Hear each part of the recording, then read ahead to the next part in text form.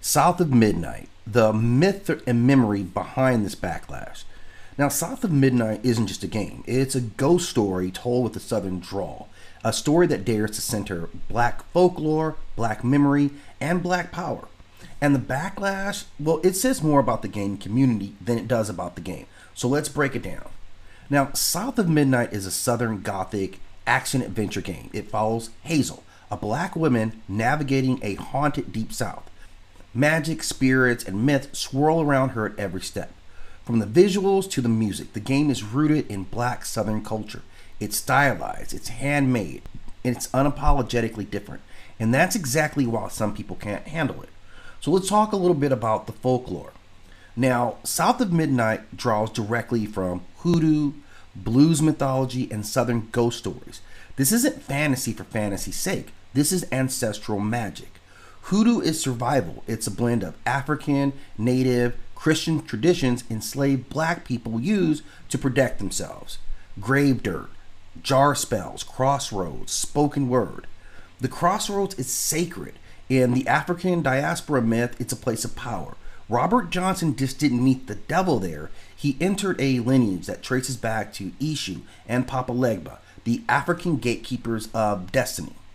Haints are restless spirits, ghosts of injustice, victims of lynchings, echoes of pain. The South is full of them. And then you go to the monsters, boo hags, swamp devils, shapeshifters. And they're more than horror tropes. These are metaphors for generational trauma, racism, and survival.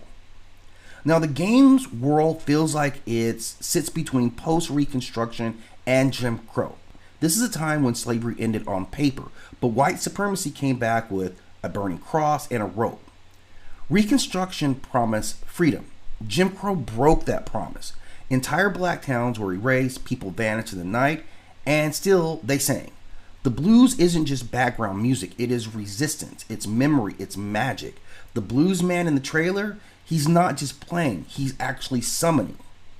So why the backlash? Well, some people say the graphics look weird, others say the combat looks rough, but let's be real, this is about comfort. Hazel isn't a sidekick, she's not comic relief, she's not super sexualized, and she is the center of this story. And it threatens a gaming culture that thinks diversity is optional. What South of Midnight represents is a shift from European myth to black memory, with default whiteness to cultural specificity. And when black folk tales enter this stage, the mask comes off, so we see what people actually think.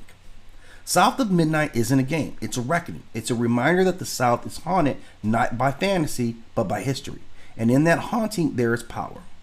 Give me your thoughts on this. What looks like a great story that taps into some very powerful myths is on display for us to take a look at. Give me your thoughts in the comment section, and as always, I ask you to hit that like and subscribe.